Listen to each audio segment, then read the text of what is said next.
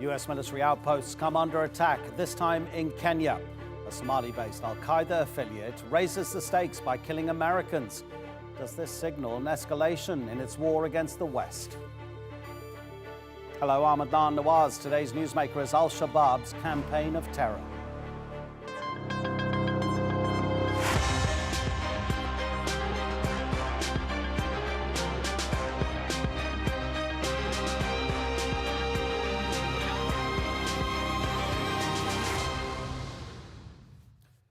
It's one of the most resilient terror outfits in the world. It regularly and indiscriminately targets public spaces and kills women and children. Last Sunday, Al-Shabab hit what's called a hard target. For the first time, the terror group attacked US forces in Kenya. Camp Simba is near the Somali border and is used in the fight against Al-Shabab. That fight, mainly through drone strikes, has been stepped up since Donald Trump became president of the United States. Last year, US strikes against the group averaged more than one a week, and yet Al-Shabab survives. The killing continues. As Natalie Pahonen reports, the international community seems incapable of stopping the outfit.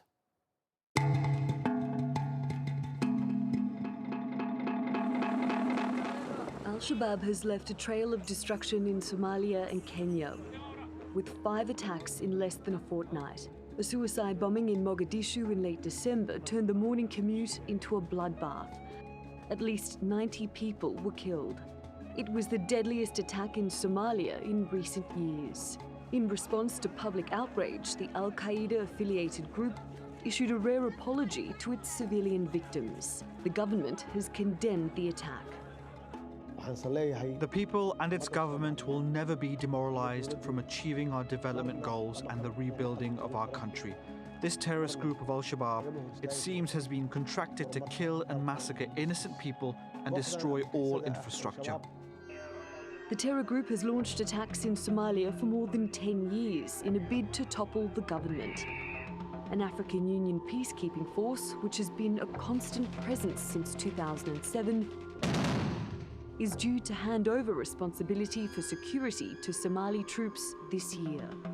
But Al-Shabab still controls large areas of territory outside the capital. And this month, it's been displaying its ability to strike terror outside Somalia's borders, with 3 deadly attacks in neighboring Kenya. For the first time, the group has carried out a direct assault on US forces stationed there. It targeted Camp Simba, a joint Kenyan and US military base at Manda Bay at the weekend. 3 US defense personnel were killed and aircraft and vehicles were destroyed in a pre-dawn raid. Bus passengers and school children were victims in the 2 other attacks in northern Kenya. The group has also claimed responsibility for a bombing on Wednesday near the presidential palace in Mogadishu, which killed 3 people. These attacks show it has the capacity to strike with deadly effect. But do they also indicate that security forces both in and outside Somalia have underestimated the strength of Al-Shabab? Natalie Pahonen, The Newsmakers.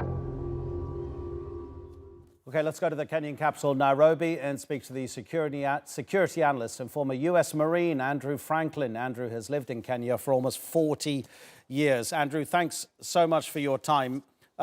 How strong is Al-Shabab? How many fighters does it have? Just give us a summary about how it also finances itself.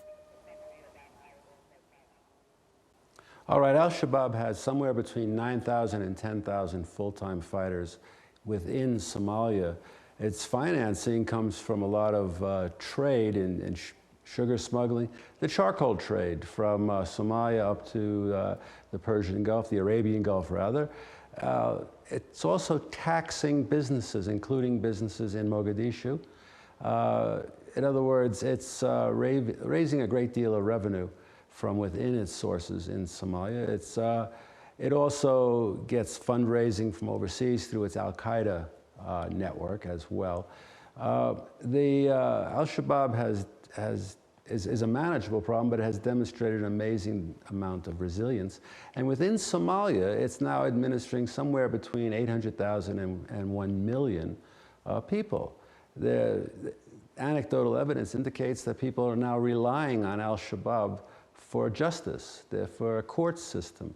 They are, in fact, providing health care, medical care, and the like to civilians under their control in many rural areas of Somalia.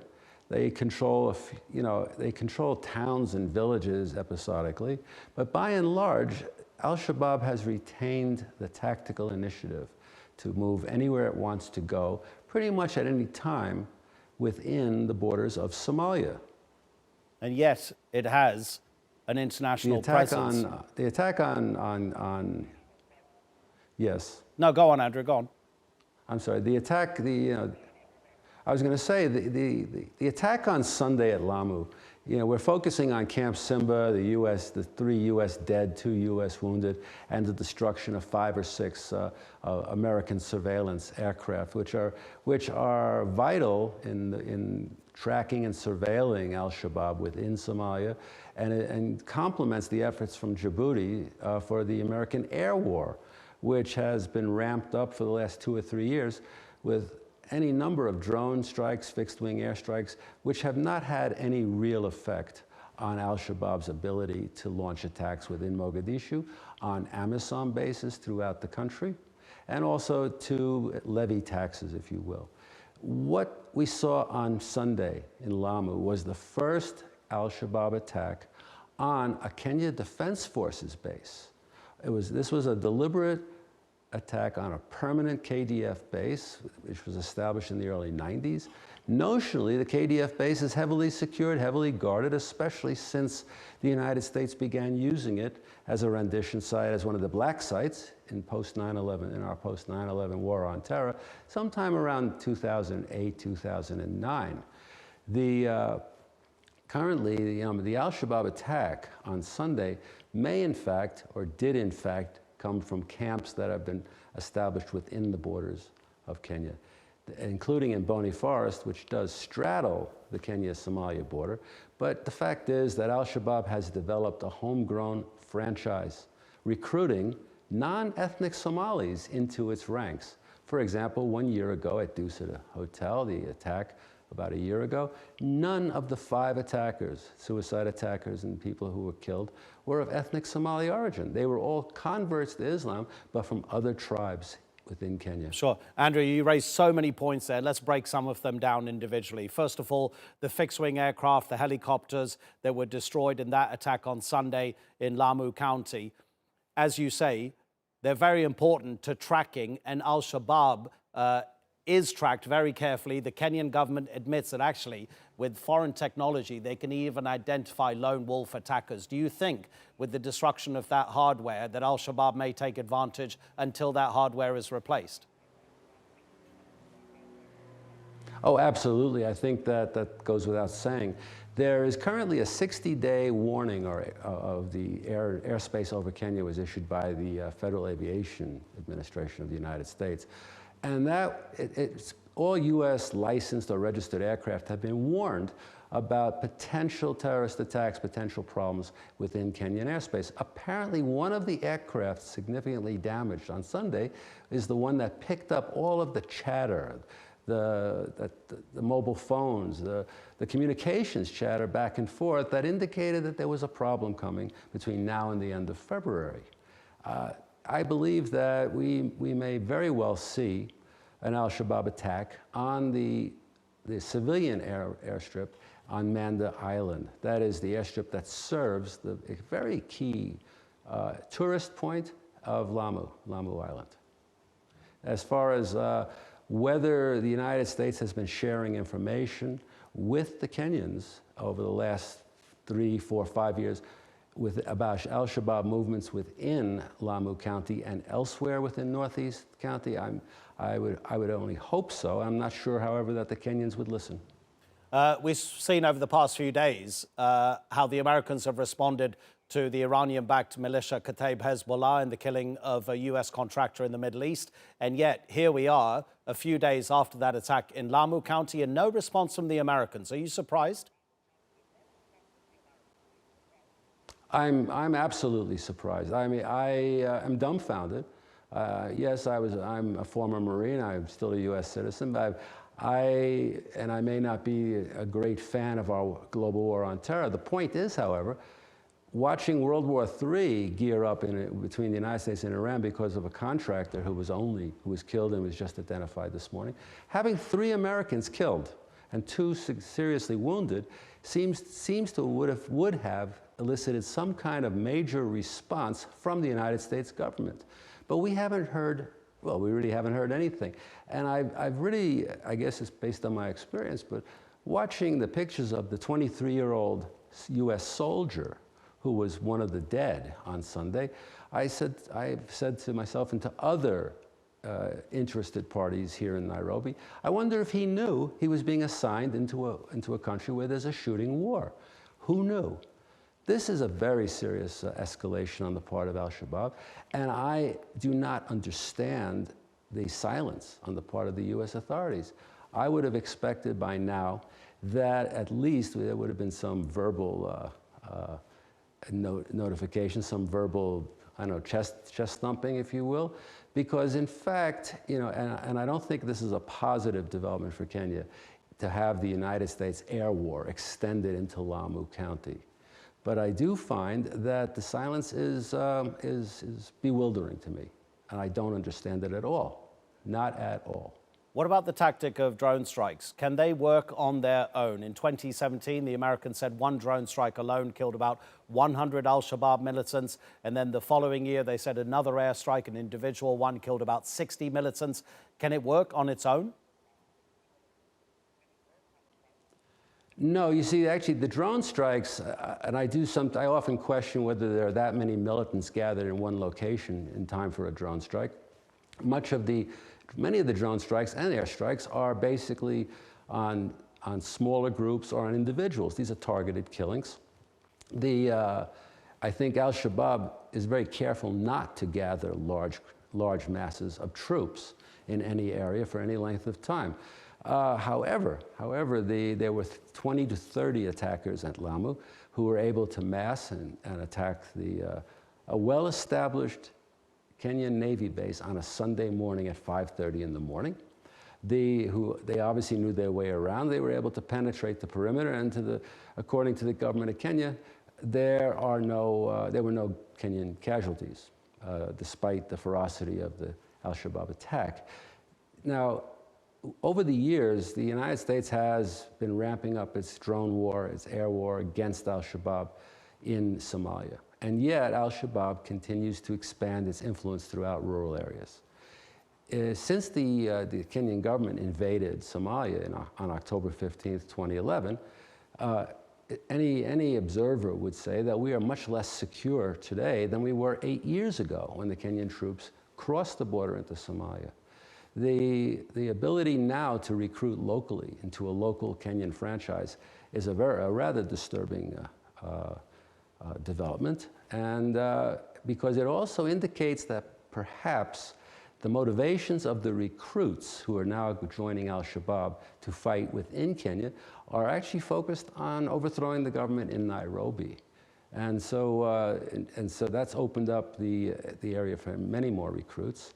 The number of Al-Shabaab troops within, and I say troops, or fighters within Somalia has pretty much remained constant over the years, between 9,000 and 10,000. Some estimates may put it as low as 8,000, but by and large, you know, that's probably as many fighters as Al-Shabaab can equip and maintain at any given time. And that's more than enough for them to run their campaign to destabilize the federal government of Somalia in Mogadishu, and to continue occupying vast swathes of the rural area. One aspect of the drone war that we never want to talk about is, after you kill people on the ground, do you have troops to come in to occupy that area, that ground that you have perhaps disrupted Al-Shabaab? Okay, Andrew, if you don't mind, the United States has... Yes? Andrew, if you don't mind, I'd just like to spend the last few minutes of this discussion getting the Kenyan political angle, but to hear the professional security analysis is extremely interesting. But the politics of Kenya is just as important to this as any security issue. So I'm pleased to say we're joined by Senator Ledama Olekina, who is an opposition senator for Narok County. Senator, thank you so much for your time.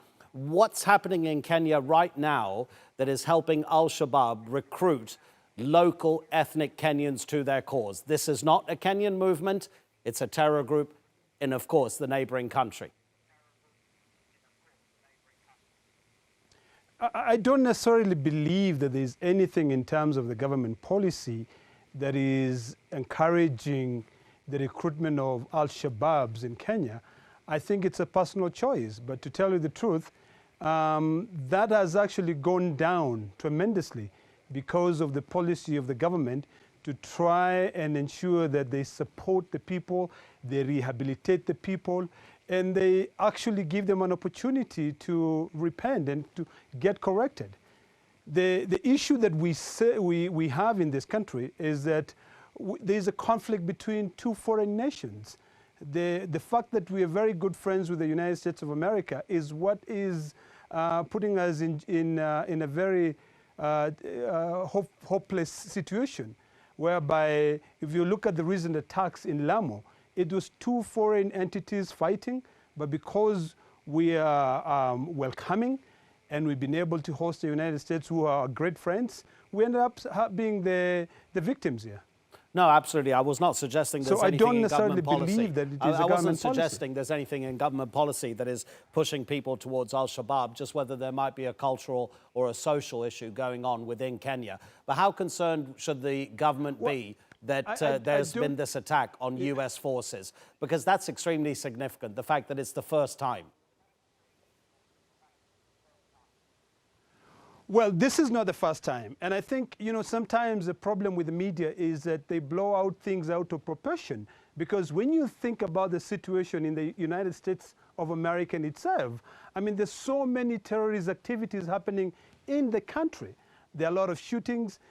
Where we are as a small nation, Kenya, we border several different countries. The problem we have in terms of Al-Shabaab is because of maybe American foreign policy in terms of how they deal with terrorist groups.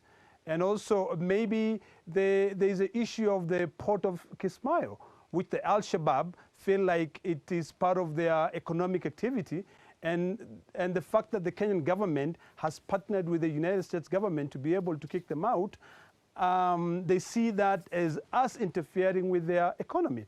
Now, when you come and discuss issues of social activities, it is a no-brainer. We have a very challenging period now. Our economy is not doing as good as it used to do. A lot of youth are unemployed. So, you could be right by saying that some people might decide that that is the easiest way. But we, as politicians, are talking to our Kenyans and encouraging them to look at other alternatives of making a living, because that is definitely not the right way of making a living. And we are encouraging our country, our president, despite the fact that I'm in the opposition, we are encouraging the country to be able to come up with various economic activities and also social activities that can be able to support the youth. At the moment we have over 70% of the Kenyan population between the ages of 18 and 35. So when you have such a huge population of unemployed youth, of course, the issue of survival for the fittest come in. And if what is being offered by Al-Shabaab is lucrative, you'll find a lot of youth going there. Sure. Senator Ledama Olekina and Andrew Franklin, both of you from Nairobi, thank you so much for joining us on the Newsmakers. Appreciate your time.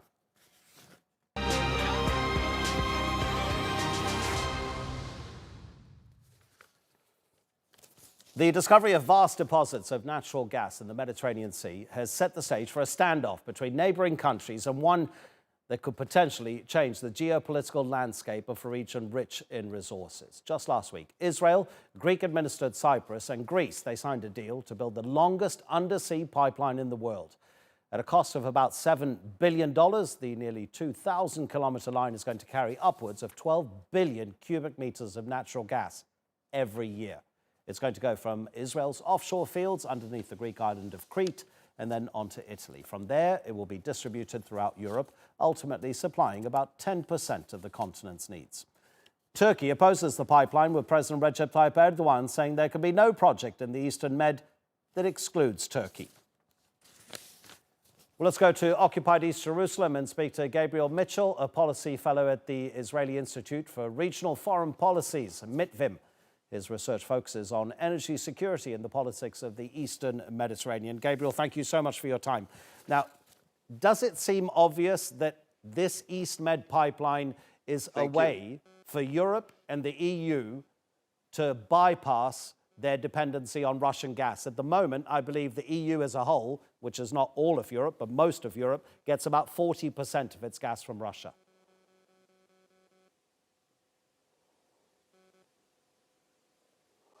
Yeah, I think that the name of the game today in the global energy market is diversification of supply.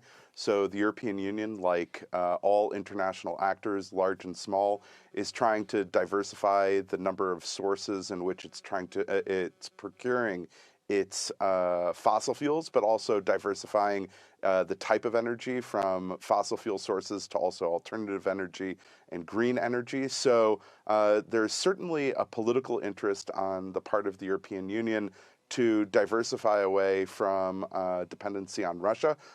It's looking into projects both in the Eastern Mediterranean, but also in North Africa, and of course, importing U.S. LNG. So this is a piece of an overall policy of diversification of supply.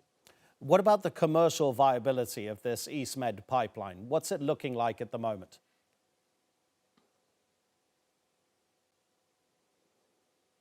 So the commercial viability is challenging. At present, the European Commission is looking into the commercial feasibility of the EastMed pipeline, which, as you mentioned, would cost an estimated $7 billion, and of course is going over an undersea space that lies along an existing fault line and has its own technical challenges. But at the very least, in the context of the politics, the political boxes more or less have been checked off. You had Greece, Cyprus, and Israel all present together last week. Italy was noticeably absent, but the assumption is that in theory, if there's commercial feasibility, then all of these parties would be interested in cooperating together. The main question is, if there is enough gas in the Eastern Mediterranean to be placed in a pipeline, and that pipeline is constructed, would that natural gas be competitive on the European market by the time it reached, say, Italy or elsewhere in the European Union? And on that, a lot of experts are split. A lot of it is going to depend on global energy prices, in particular global gas prices, which continue to drop. As long as energy prices stay down, an expensive project like the EastMed pipeline is probably going to be tabled for the time being. But that doesn't mean that the commercial interests aren't there. It doesn't mean that the political interest isn't there. It just means that this project may not necessarily be realized in the immediate future. It might have to take a couple of years for the global energy landscape to change. Yeah, I'd read that Russia's Gazprom has already said that it would be prepared to lower its prices even further, presumably therefore making Russian gas even more competitive. Gabriel, what about the role of Washington in this? There are two other pipelines, and just about 24 hours ago from the time of recording, TurkStream was opened to supply Russian gas through Turkey to southern Europe. And then there's Nord Stream 2, which is Russian gas going through a pipeline and mainly going to Germany. And the Americans have already said they're going to sanction any company that builds any pipeline for Nord Stream 2. They're going to sanction any company that builds additional pipelines that connect with TurkStream. But they're certainly not going to, presumably, sanction the EastMed pipeline because they're allies with Israel. So what about the American connection to Europe's gas needs here?